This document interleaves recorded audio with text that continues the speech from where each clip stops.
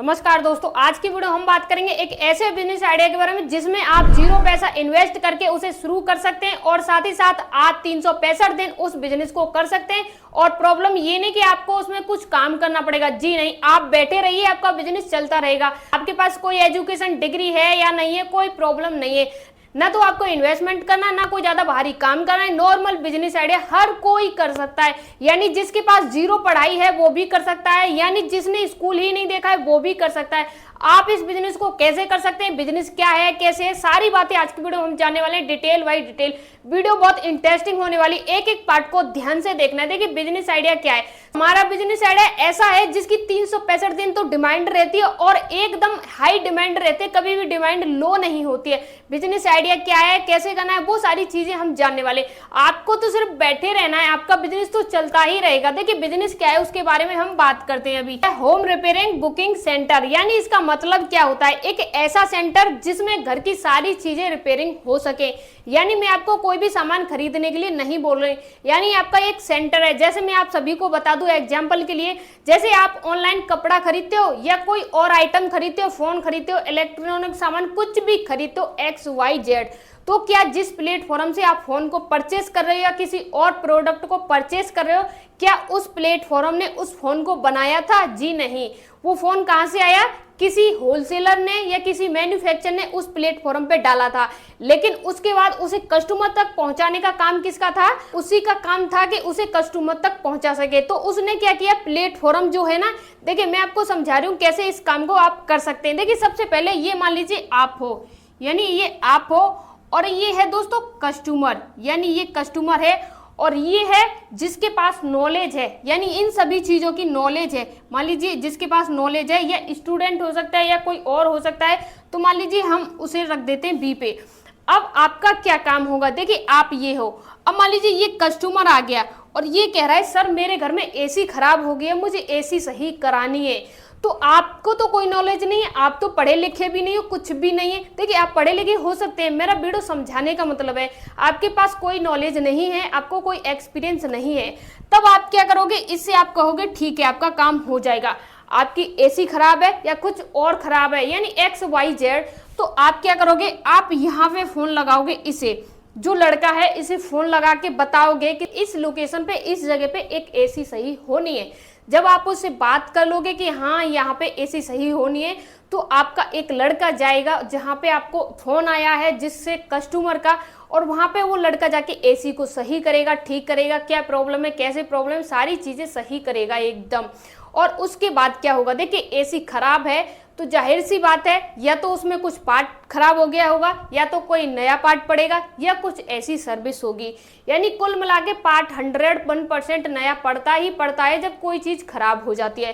तो जो पार्ट उसमें नया पड़ेगा ना, उस पार्ट को आप क्या कर सकते हो, किसी होलसेलर से लाके और इस लड़के को प्रोवाइड करा सकते हो।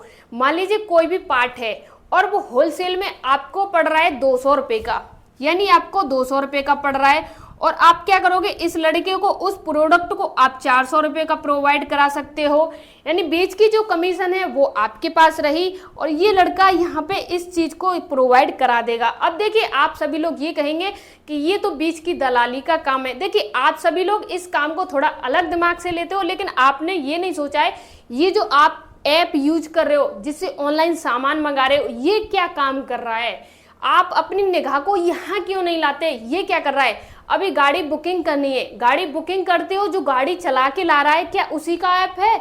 वो क्या करता है, गाड़ी जो चला रहा है वो भी किसी को पैसा देता है, उस ऐप वाले को देता है या नहीं देता है। आपको क्या करना है, कस्टमर और जो होलसेलर है दोनों का ही कॉम्बो बनाना है, दोनों से टाई अप करना है। मैं समझा रही हूँ कैसे करना है। अभी ये लड़का है, ठीक है, मान लीजिए एक राम है, एक रोहन है, एक सोहन है, ये 3 लड़के हैं, ठीक है। ये 3 लड़के हैं और तीनों को काम आता है। मान लीजिए इसे एसी सही करनी आती है, और इसे मान लीजिए फ्रिज सही करना आता है, और इसे मान लीजिए कूलर सही करना आता है। अब तीनों लड़कों को कुछ न कुछ काम आता ही आता है। अब मान लीजिए इन तीनों को कुछ न कुछ काम आता है और आपने यहाँ पे अपना बोर्ड वगैरह लगा रखा है, वो कैसे लगाएंगे वो भी मैं समझाऊंगी।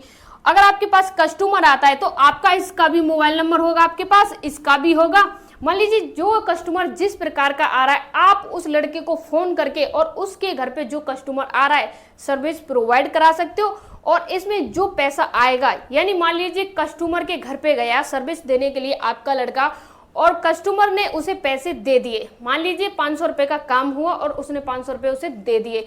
अब आप सभी लोग कहेंगे कि इसमें हमारा क्या फायदा हुआ, तो देखिए मैं आपको समझा रही हूँ आपका क्या फायदा हुआ। मान लीजिए आपने जो कस्टमर आया था उससे टाई अप करके बात कर ली, देखिए आपकी एसी में कोई भी सामान पड़ता है तो उसका चार्ज अलग होगा, लेकिन जो लड़का जाएगा, जो सर्विस मैन जाएगा उसका चार्ज अलग होगा। जो सर्विस मैन जाएगा उसका चार्ज 500 रुपये अलग है, यानी जो सर्विस मैन है वो जाएगा आपकी मशीन को खोल के देखेगा, सारी चीजें करेगा, उसका चार्ज 500 रुपये अलग है, चाहे वो मशीन सही हो या ना हो, उनको घर तक जाने का चार्ज इतना है।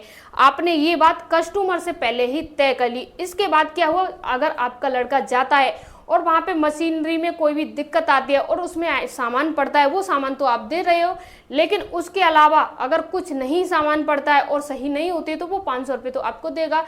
अब ये बात है कि आपको उसमें से कैसे पैसा मिलेगा, तो मैं समझा रही हूँ कैसे मिलेगा। देखिए बहुत सारे ऐसे लोग हैं, बहुत सारे ऐसे भाई हैं जिन्होंने बीए कर रखा है, एमए कर रखा है, जिन्होंने आईटीआई कर रखी है, बहुत सारी चीज़ें कर रखी है, यानी वो फ्रिज, कूलर, एसी वगैरह, पंखा, एलईडी वगैरह सारी चीज़ें सही करना जानते हैं, आरओ वगैरह सारी चीज़ें सही करना जानते हैं। उन्होंने शॉप भी खोल के देखी लेकिन कस्टमर नहीं आता है, बहुत सारी प्रॉब्लम होती है।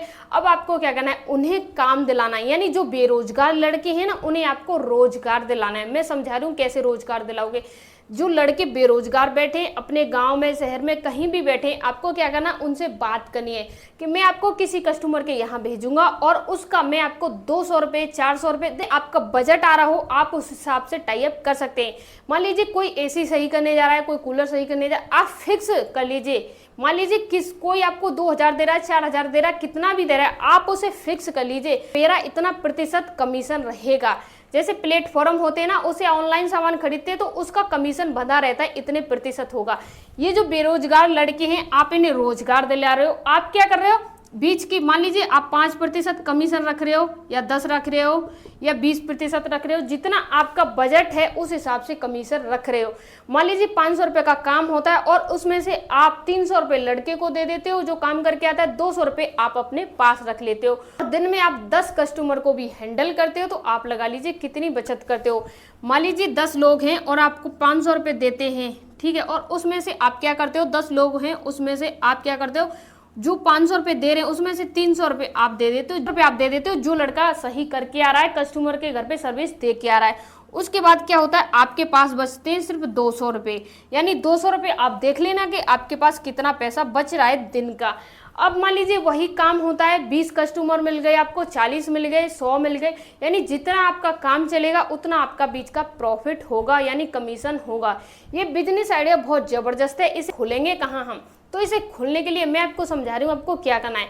देखिए आपको सबसे पहले ऐसे एरिया देखने जहाँ पे फ्लैट हो, यानी जहाँ वीआईपी लोग रहते हो, वो सारी चीज़ें देखनी है। जहाँ पे वीआईपी लोग हो, फ्लैट हो, अपार्टमेंट हो, ऐसी जगह आपको एक अपना स्टॉल लगाना है, यानी दुकान ले लीजिए छोटी सी, रेंट पे हो सके तो एक छोटी सी दुकान ले लीजिए। उस पे क्या करना है, अपना एड लगा देना है, यानी पोस्टर पे मोबाइल नंबर, एसी, कूलर, यानी घर की जितनी भी सर्विस होती है सभी सर्विस प्रोवाइड कराई जाती है, इस तरह से आपको ऐड कर देना। उसके बाद आपको क्या करना है, जब आपने इस तरह का पोस्टर लगा दिया, इसके बाद आपको दूसरी जगह वहां लगाना है जहां ऑफिस होते हैं। देखिए ऑफिस में माना कि घर के गैजेट नहीं होते, लेकिन ऑफिस में भी बहुत सारे इलेक्ट्रिक सामान होते हैं और आपके पास तो इलेक्ट्रिशियन का हब है, आप तो सभी लड़कों को जानते हो। देखिए ये काम आप शहर के लड़कों से, गांव के लड़कों से, कहीं के लड़कों से भी करा सकते हैं। सिर्फ इतना है कि उन्हें नॉलेज होनी चाहिए, वो एक्सपीरियंस वाले होने चाहिए। आपको एक्सपीरियंस नहीं, कोई प्रॉब्लम नहीं है, लेकिन उन्हें एक्सपीरियंस जरूर होना चाहिए। अब आपने ऑफिस के बाहर लगा लिया, कॉलोनी होती है ना, कॉलोनी के बाहर आपने लगा लिया, यानी आपने 3 ऑफिस खोली, यानी 3 ऑफिस में से एक तो फ्लैट के पास खोली, दूसरी ऑफिस के पास खोली, तीसरी वहां खोली जहां कॉलोनी है। 3 ऑफिस आपकी खुल गई। 3 ऑफिस है, मान लीजिए दिन में कस्टमर आते हैं तो 30 ऑफिस हैं, 30 पे 30 कस्टमर पर डे हो गए। और मान लीजिए किसी पे 50 आ रहे हैं, किसी पे 100 आ रहे हैं, किसी पे 10 आ रहे हैं। घर का जो सामान होता है कभी भी खराब हो जाता है, कभी किसी का एसी खराब, कभी किसी का कूलर, कभी किसी का वॉशिंग मशीन, सारी चीजें खराब होती रहती हैं, तो आपको कस्टमर भी मिलता रहेगा। सर्दी हो या गर्मी हो सारी चीजें चलती हैं। मान लीजिए गर्मियों में नहीं चलता है कुछ सामान तो सर्दियों में चलता है, सर्दियों में नहीं चलता है तो वो गर्मियों में चलता है, यानी कुछ ना कुछ सामान चलता ही रहता है। अब आप ये कहोगे सारे काम जो मैं कर रहा हूँ, जिसे एक्सपीरियंस है वो भी तो कर सकता है, उस लड़के को जानकारी हो गई तो वो भी कर लेगा। करने के लिए हर कोई कर सकता है, लेकिन आपका एक कॉन्टैक्ट नंबर है, आपका फेस वैल्यू है, आपको पता है कि हाँ मैं ऐसी चीजें सर्विस दिलाता हूँ, तो कॉलोनी वाले उन्हें भी पता है कि आप ऐसी सर्विस दिलाते हो, और जो फ्लैट वाले हैं और जो कंपनी वाले हैं सभी को पता है कि आप ऐसी प्रोवाइड सर्विस कराते हो। वहां पे मोबाइल नंबर भी आपका ही जाता है। अब मान लीजिए कोई लड़का बीच के बीच में टाई अप करके वहां चला जाता है, तो कोई दिक्कत नहीं, चला जाने दो। उसके बाद नेक्स्ट टाइम जो भी सर्विस आएगी, काम आएगा तो आप उसे नहीं देना। उसके बाद उसके पास क्या रहेगा, वो हालांकि अपनी जान पहचान से 4-6 ऑर्डर क्लियर कर सकता है, इससे ज़्यादा क्लियर नहीं कर सकता है। आपकी वैल्यू है, आपने एक बड़ा स्टार्टअप कंपनी खड़ी की है तो आपकी वैल्यू ज़्यादा होगी। आपको ये नहीं देखना है कि ये मेरे बीच का डिस्ट्रीब्यूटर बन जाएगा, काम कर लेगा तो मेरा काम कैसे चलेगा। अब मैं आपको शॉर्ट फॉर्म में समझा रही हूँ आपको क्या करना है। आपको कुछ ऐसे लड़के खोजने जिन्हें AC, fridge, cooler, washing machine या टीवी, एलईडी, पंखे वगैरह सारी चीज़ें सही करनी आती हो, और उनके आपको मोबाइल नंबर लेने। उनके मोबाइल नंबर लेने के बाद आपको एक ऑफिस खोलनी है। आपको लिख देना एसी, कूलर, फ्रिज, पंखा सारी चीज़ें, यानी home service, booking, repairing centre, ये सारी चीज़ें आपको लिख देनी है। उसके किस चीज़ की कितने रुपए की सर्विस है, सारी चीज़ें आपको लिख देनी है। उसके बाद आपको क्या करना है, कस्टमर से टाई अप करना है। जो कस्टमर आता है ना, उसे टाई अप करना है। तो उसे टाई अप करने के लिए आपको क्या है, अच्छा सा ऐड बनाना है, बैनर वगैरह बना के लगाने, और जो कस्टमर आ रहा है, जो आपने लड़के खोजे थे, उनसे फ़ोन करके टाई अप करा के लड़के वहाँ भेज देने। आई होप आपकी समझ में आ गया होगा कि बिजनेस आइडिया क्या था, कैसे करना था। आप सभी लोग ये कमेंट ना करें कि बीच की दलाली का काम है, ये काम है। देखिए बहुत बहुत बड़े लोग इस काम को कर रहे हैं और बहुत अच्छी तरह से कर रहे हैं। बिना इन्वेस्टमेंट के आपका स्टार्टअप, आपका बिजनेस स्टार्ट हो रहा है। अगर आप इंटरेस्टेड हैं तभी आप इस बिजनेस में जाइए, अन्यथा आप कोई और वीडियो देख सकते हैं। मिलते हैं किसी नेक्स्ट वीडियो में, तब तक के लिए धन्यवाद।